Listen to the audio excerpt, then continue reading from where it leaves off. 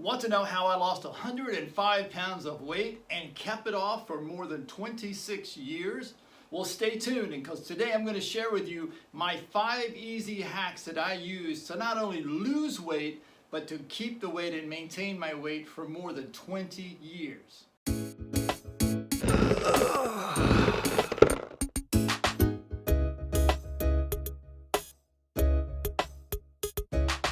Welcome back to the Muscle Repair Shop. My name is Butch Phelps. I'm a functional massage therapist, and today I'm going to talk about something I've been asked this question multiple times. How did you lose the 105 pounds and keep the weight off? Now I know for most of you, you've been up and down on diets, you've lost 10 pounds here, 20 pounds there, only to put it right back on. And so today what I want to share with you is not only the 5 easy hacks that I had to not only lose the weight, but also maintain my weight. I want to share with you what my mindset was in each of these steps. So let's begin. Step number 1, eat whole foods. Now what does that mean?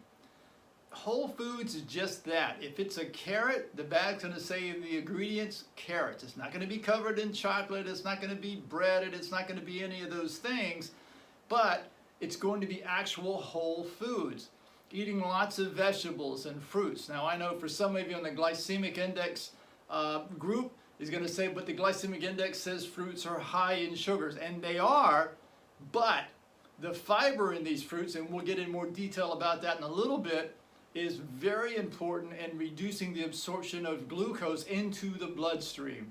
So eat up your vegetables, especially your green leafy vegetables, cruciferous vegetables like broccoli and asparagus, but leafy green vegetables like salads, like lettuces, anything other than iceberg lettuce, or you may have mustard greens or turnip greens or collard greens, kale, those kind of things. I realize for a lot of you it may not be something you're familiar with, but trust me when I tell you, if you can learn how to eat those and learn how to prepare those, it's going to make your life much simpler. And when it comes to meat, on the meats, you want to eat good, healthy meat that is grass-fed, grass-finished beef, pasture-raised chickens, pasture-raised pork. By eating that kind of meat, keep in mind that what you're eating, whatever the animal is eating, you're eating. So if the animal is eating a lot of grains, you're going to get the same results that the animal got. You'll get fat, and that's the bottom line. And carbohydrates. You've heard people on the no-carb diet, but the whole key to it is they're on a no simple carb diet. And we're going to talk about the difference between simple carbs and complex carbs and give you a better understanding of how sometimes when people talk about a no carb diet, it's a little misleading. So that's number 1, eating whole healthy foods and staying away from as much ultra processed food as you possibly can. Again, you could have it once or twice a year. It's not going to kill you, it's not going to hurt you. But you just can't have it every day.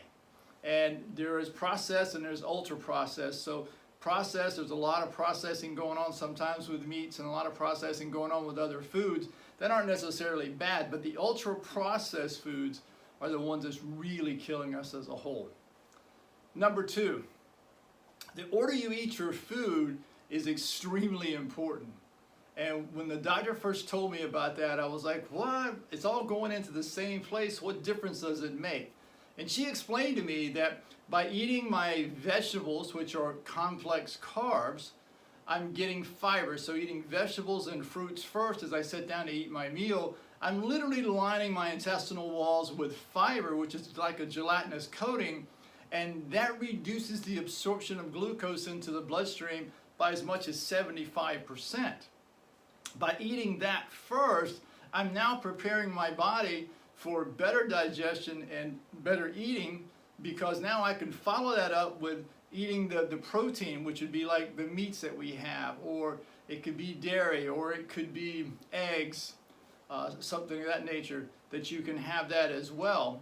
And lastly, now you'll go to the simple carbs, and these are things like mashed potatoes or white potatoes and breads and pastas and so forth. So by eating the vegetables first, you get the fiber in your system first, which helps to reduce that absorption of glucose. Now when you're eating your food like this, What you'll find too is that you will fill up early. You'll be more satiated, as they call it, but you're going to fill up early and realize that you're not going to eat as much as food as you normally would. Keep in mind, a lot of times when you go to restaurants, the first thing they put on the table is baskets of bread. And as you eat those baskets of bread, it's like the bread smells and tastes so good you just can't get enough of it.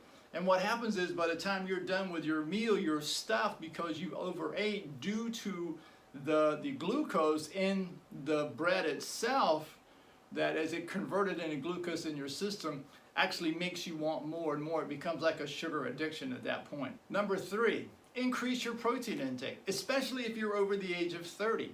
Once you pass 30, you start losing muscle mass in your body by as much as 8% for every decade that you're alive.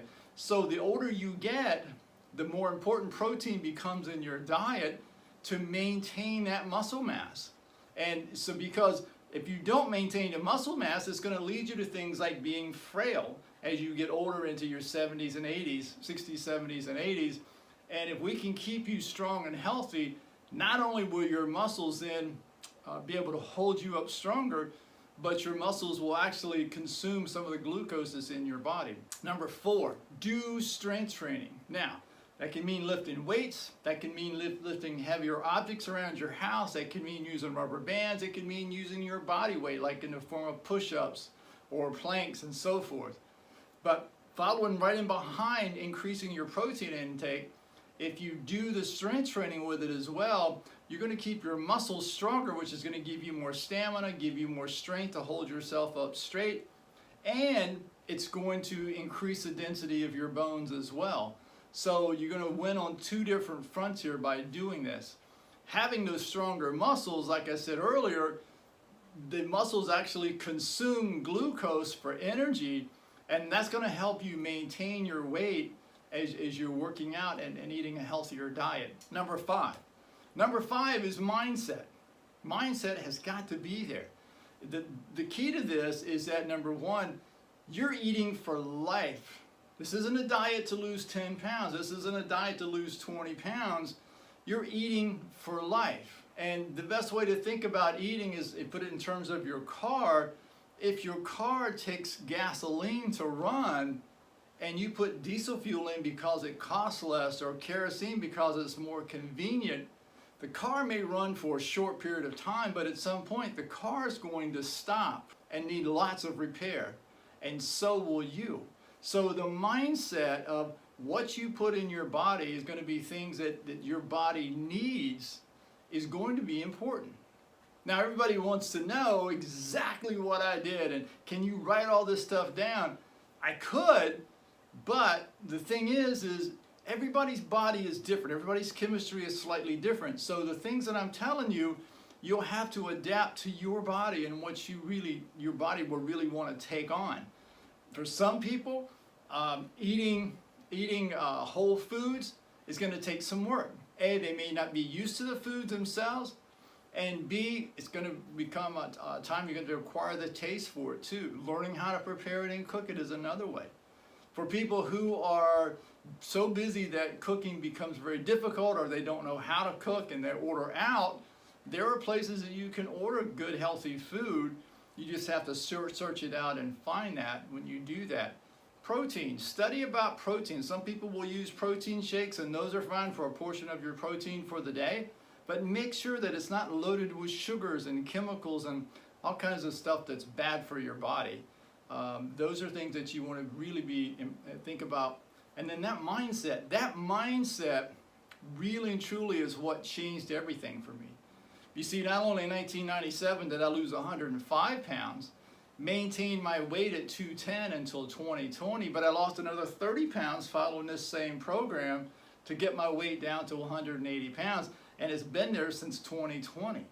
It's not hard. It's once you change your mindset, these other things, the other 4 things I'm talking about, become almost automatic, because as your mindset shifts and you realize this is a diet for life, not just to lose a few pounds, all of a sudden the whole idea of what you're doing changes for you.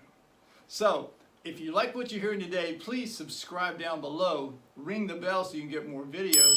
But leave me some comments. Let me know what you're struggling with. Let me know how it's working for you. And I'll be happy to help and give you advice and talk to you as much as I can. I'm not a dietitian, so I can't give nutritional counseling, but I can share with you my experiences of what I've done, and maybe that'll help you. Other than that, I would say, get with a dietitian and really get some great advice on it, because this can change your life. And for now, see ya. Hey, thanks for listening to the video. I've got 2 more videos next to on my left here. That's going to be great to follow up with this. Don't forget to subscribe down below, ring the bell, and leave me some comments as well.